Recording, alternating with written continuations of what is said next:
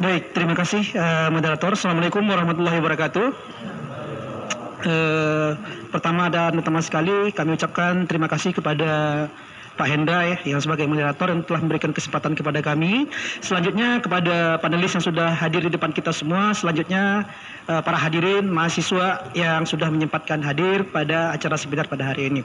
Baik, pada kesempatan kali ini saya akan coba menyampaikan topik yang relevan dengan tema kita, yaitu mengenai digitalisasi, ya, yaitu mengenai penerapan dan kontrol, ya, BIM 5 dimensi. Nah, di sini saya garis bawahi kita hanya menggunakan salah satu produk software, yaitu TAS dan TRB di sini. Dalam rangka kita akan melakukan kontrol terhadap mutual check atau final quantity di lapangan, ya. Nah, next. Oke, ini outline yang akan kita bahas pada kesempatan kali ini, ya. Kita akan sedikit mengenal apa itu BIM, kemudian yang kedua permasalahan yang sering muncul, ya, di bidang 5 dimensi itu apa sih gitu loh. Nanti akan kita coba sampaikan. Kemudian yang ketiga, bagaimana sih langkah untuk meminimalisir kesalahan-kesalahan di dalam pengoperasian BIM itu sendiri. Yang terakhir nanti benefit apa yang akan kita peroleh ketika BIM 5D kita itu akurat, ya. Baik, next. Oke. Yang pertama kita akan membahas masalah konsep BIM. Next. Nah, kita tahu BIM adalah instrumen yang sangat booming di Indonesia saat ini, ya, yang mana orang masih banyak salah kaprah mengenai BIM ini.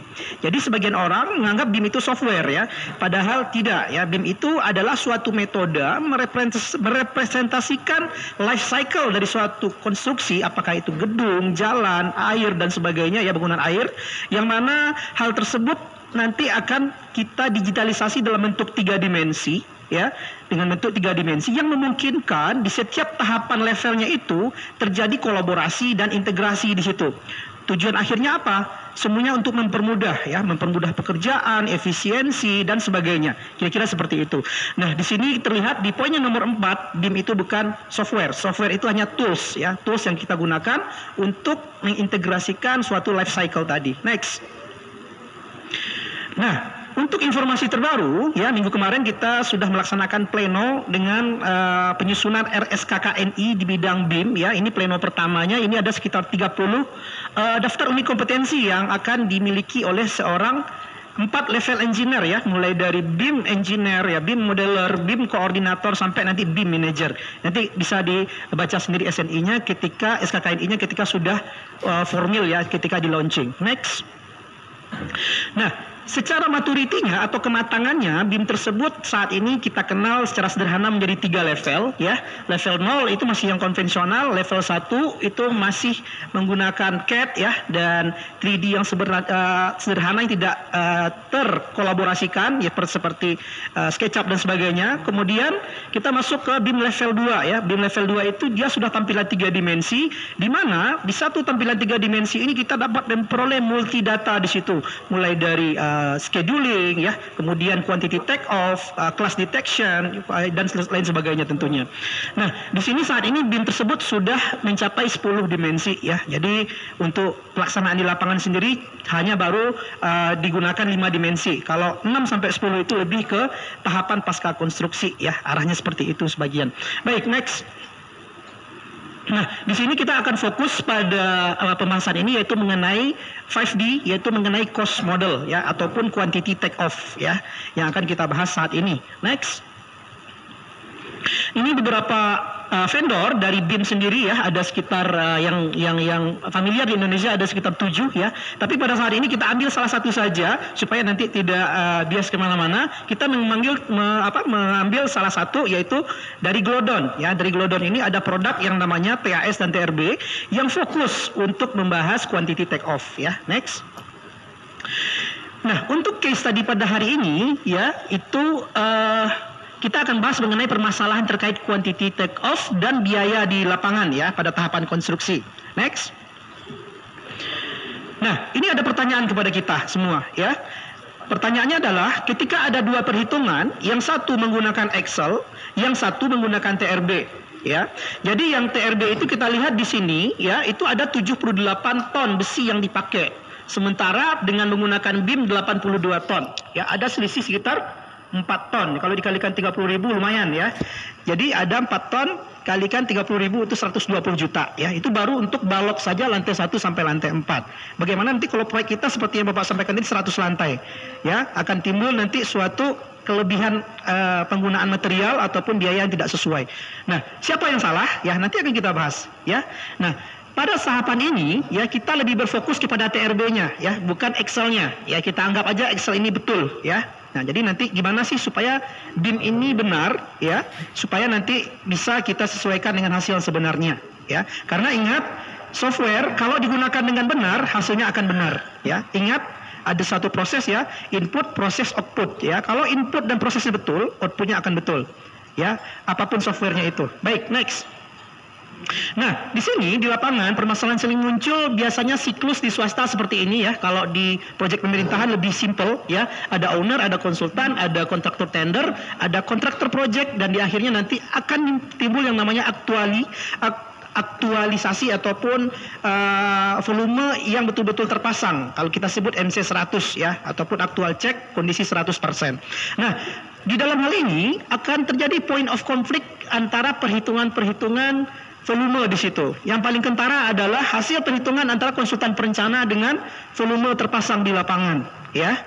Jadi sering sekali terjadi seperti itu, direncanakan habis sekian ton, ternyata di lapangan menggelembung menjadi lebih besar, gitu kan? Menjadi lebih besar. Penyebabnya apa? Ya, mungkin ya proses cost estimator yang salah dan sebagainya. Nah, di sini dapat kita lihat, ya.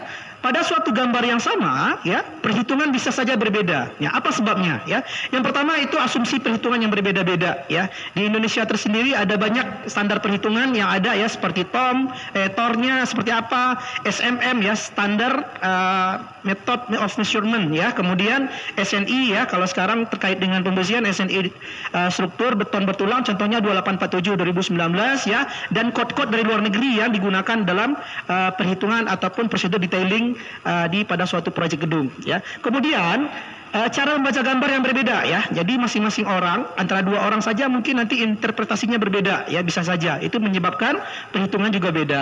Kemudian adanya cara menghitung yang berbeda ya. Jadi biasanya di Excel pun juga rumusnya berbeda-beda yang menyebabkan hasil akhirnya juga berbeda. Kemudian ada kesalahan perhitungan dan simplifikasi akibat waktu yang tersedia ya. Ini sudah kondisi di lapangan seperti itu. Next. Nah, kemudian penggunaan platform BIM ini yang terstandar, apa kira-kira yang dapat kita ambil manfaatnya ya. Yang pertama mungkin memfasilitasi perhitungan yang terstandar ya. Jadi kalau nanti kita menggunakan BIM itu biasanya sudah ada panduan untuk standar-standar tertentu atau kode-kode tertentu ya. Kemudian yang kedua, kita bisa reverse check ya, melakukan pengecekan ulang tanpa menghitung dari awal. Nah, itu yang benefit yang kita bisa peroleh juga ya. Kemudian produktivitas tentunya ya, menghitung dengan Excel ya butuh waktu yang sangat lama ya. Dengan BIM mungkin lebih cepat ya, apalagi dibandingkan beberapa vendor ya seperti Revit atau kita bandingkan dengan TRB contohnya dalam penulangan, itu lebih unggul dari segi kecepatan ya dalam perhitungan volumenya. Next ya, lanjut saja ya. Nah, ini langkah-langkah untuk meminimalisir kesalahan pada BIM 5D ya. Next. Nah, pada kasus ini ya kita akan kenalkan dulu apa itu TAS dan TRB ya. Jadi TAS itu fokus untuk perhitungan non pembersihan ya, seperti arsitektur ya, bata dan sebagainya, itu dihitung pakai TAS. Dan TRB ini fokus untuk reinforcement bar ya, bagaimana cara menghitung volume tulangan. Jadi dua software yang bisa kita gunakan untuk perhitungan dua jenis struktur dan arsitektur pada gedung ya. Next. Nah, case tadi pada hari ini adalah kita akan membahas sedikit ya mengenai kampus rusun ya, rusun mahasiswa Politeknik PU ya, yaitu di Jalan Soekarno-Hatta yang akan menjadi case kita pada hari ini. Next. Oke, ini dari desainnya ya, bahwasanya sedikit saya sampaikan saja, ini adalah versi ITEPS saya, jadi didesain menggunakan ITEPS 18.1.1. Hasil dari desain ini itu memungkinkan menyarankan untuk menggunakan sistem rangka pemikul momen khusus dan dikolaborasikan dengan shear wall ya. Kenapa? Karena itu adalah dual system. Karena SRPMK tidak mampu untuk memikul beban horizontal sendiri, maka disupport oleh shear wall. Maka di hasil akhirnya akan timbul suatu strukturnya kompleks ya. Jadi strukturnya nanti ada SRPMK, shear wall, diafragma, di mana diafragma itu ada juga terdiri dari kolektor dan core ya untuk pendulangannya dan pendulangan seismik lainnya. Ya, jadi ini yang kita coba bahas. Next. Nah, tampilannya TAS seperti ini ya, dan TRB seperti ini ya. Jadi tampilannya berbeda ya, karena output pengeluaran volumenya pun berbeda. Next. Oke, salah satu untuk minimalisir kesalahan adalah penguasaan dari software itu sendiri ya, karena di TAS dan TRB sendiri itu banyak tools-tools yang memudahkan kita, tetapi perlu interpretasi ataupun suatu mapping pemikiran yang harus betul dulu terhadap konsep software ini ya. Next. Nah, seperti ini. Jadi konsepnya kalau di TAS ya, jadi kini adalah kita menghitung volume, harus memahami dulu cara hitung, ya. Apakah itu satuannya meter lari, meter persegi, meter kubik, sebuah, ya, dan sebagainya. Kemudian yang kedua adalah pengurangan deduction namanya, ya. Karena di modeling 3D tersebut antara balok dan kolom itu overlapping, ya, dalam pemodelannya. Jadi nanti supaya tidak terjadi double counting, double perhitungan, maka di sini harus kita lakukan deduction namanya. Jadi seorang BIM operator harus memahami hal ini yang pertama sekali. Baik untuk software lain pun berlaku hal yang sama ya. Next. Next saja. Oke, ini beberapa contoh tools-tools yang dapat kita gunakan untuk melakukan deduction terhadap model-model kita. Next. Nah, kalau setelah deduksi maksudnya adalah contoh pertemuan pi beam dengan si balok ya. Jadi nanti siapa yang menang, siapa yang kalah. Itu maksudnya. Jadi kalau siapa yang menang yang kalah nanti akan timbul bolong-bolong seperti ini. Berarti bagian yang overlapping tersebut punyanya yang menang ya, seperti balok dengan pi beam ya, ataupun kolom dengan si baloknya. Seperti itu kira-kira. Next. Nah, sementara itu untuk TRB sendiri, ini konsep perhitungannya. Next. Mohon izin waktu 3 menit Bapak. 3 menit Bapak. 3 menit, siap ya. Jadi rumusnya adalah N dikali W dikali L ya. Jadi N itu adalah variabel jumlah ya. Kita kalikan dengan berat daripada baja tersebut, kemudian kita kalikan dengan panjang. Nah, parameter itu pun sendiri ada beberapa penjelasan di sini bahwasanya volume tersebut ditentukan ya. Kalau untuk penulangan cara hitungnya harus betul, berat tulangannya harus betul, panjang tulangannya harus betul. Nanti turunannya nanti sampai ke lapping ya, penjangkaran, panjang kait, dowel ya, dan posisi lappingnya seperti apa ya. Kira-kira seperti itu. Next. Nah, ini untuk berat tulangan harus betul karena dalam menghitung lapping itu diperlukan berat tulangan yang sesuai dengan standar SNI saat ini tentunya ya. Next. Nah, di sini sudah ada semua. Untuk di TAS sudah diklasifikasikan ya. Jadi kalau kita menggunakan measurement rule ya dan tools-tools yang lain di situ sudah dijelaskan ya. Grade tulangan untuk lapping itu grade A atau grade B diberikan pilihan. Penjangkaran apakah tarik atau tekan diberikan pilihan. Jadi kita tinggal memilih. Kalau salah pilih maka nanti hasilnya akan salah ya. Next. Seperti itu juga di SNI ya, karena kita sudah mengacu kepada SNI 2847 2019, di sini pun sudah dijelaskan ada pasal-pasalnya ya. Karena kalau bawaan dari software asli itu sudah mengacu kepada ICI 318-14 yang digunakan di SNI 2019. Next. Nah, ini dia ya. Jadi perhitungan kita di TRB harus sesuai dengan kolaborasi antara SNI ya, perencana, kemudian asumsi. Asumsi itu maksudnya adalah engineering judgment di lapangan ya. Kemudian ada asumsi-asumsi yang dapat kita gunakan untuk pemodelan pembersihan. Next. Ya, next saja. Ini masalah pembulatan ya. Kemudian mutu beton juga berpengaruh ya, karena dalam menghitung overlapping ya, LD itu 0,85 dikali psi dikali FC prime dibagi lambda dikali dengan akar F yield kuadrat dikali dB ya. Jadi kalau F yield sama mutu beton sama mutu baja kita salah, otomatis data pembersihan kita akan salah juga ya. Next. Oke, next saja. Lagi. Nah, yang kedua adalah kita harus menguasai rumus Excel-nya tentunya. Jadi supaya untuk minimalisir kesalahan, jadi Excel pembanding tersebut kita harus samakan rumusnya dengan software BIM. Kalau tidak nanti nggak ketemu ya. Next. Ingat bahwasanya TAS itu keluarnya adalah untuk begisting, beton, arsitektur, itu standar perhitungnya SMM 7. Kalau untuk TRB itu SNI 2847 2019. Next. Nah, ini dia yang perlu kita garis bawahi ya, agak rumit sedikit ya, karena kita menggunakan dual system di penulangan di kasus kita di Politeknik PU. Jadi di sini ada diafragma ya, ada diafragma di sini, kemudian ada juga shear wall-nya ya, dengan 3 model shear wall. Jadi harus dipahami betul bagaimana pola-pola pendulangan yang benar. Jadi mau tidak mau seorang beam modeler harus menguasai struktur ya, paling tidak seperti itu. Kalau tidak nanti akan bingung ya, paling tidak seperti itu. Paling tidak konsep pendulangan saja. Next.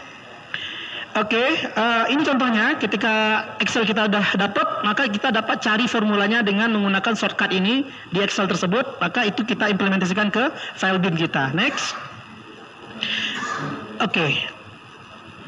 Memahami cara pengecekan ya. Untuk meminimalisir tadi kita harus tahu cara ngeceknya ya. Tahu kita memperbaiki tapi nggak tahu ngeceknya juga nggak dapat ya, salahnya di mana. Nah, next kita akan coba pelajari. Nah, ini adalah flowchartnya ya. Jadi nanti kita akan cek dulu apakah objek yang akan kita modelkan di BIM dengan yang di Excel sudah sama. Kalau sudah sama nanti kita bandingkan per lantainya.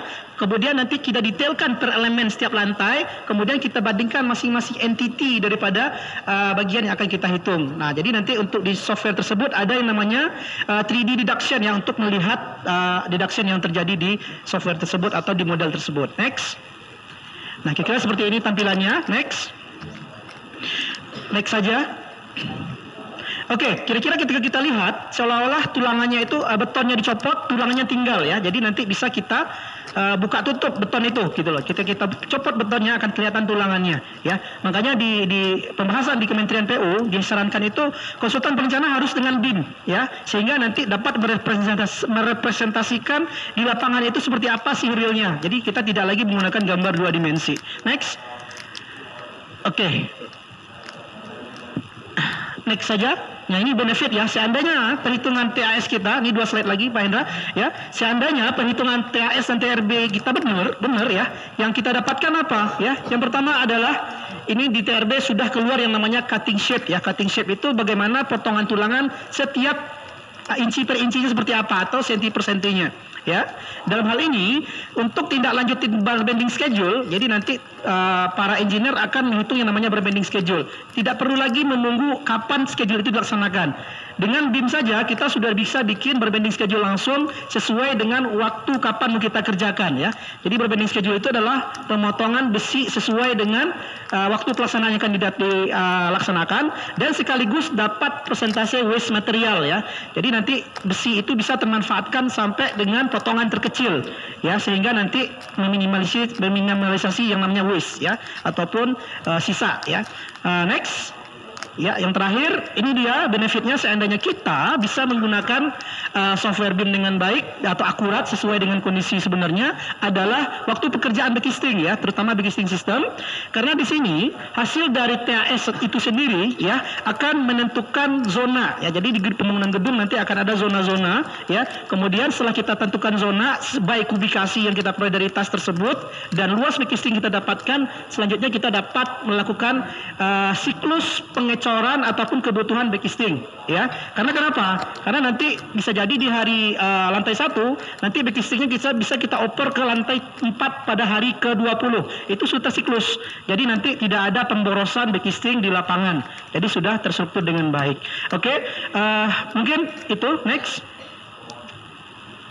Kesimpulan ya, conclusionnya adalah bahwasannya perbedaan hasil perhitungan didasarkan pada cara perhitungannya ya, dan asumsi yang berbeda. Nah, itu yang menyebabkan terjadinya yang namanya kesalahan daripada BIM itu sendiri ya.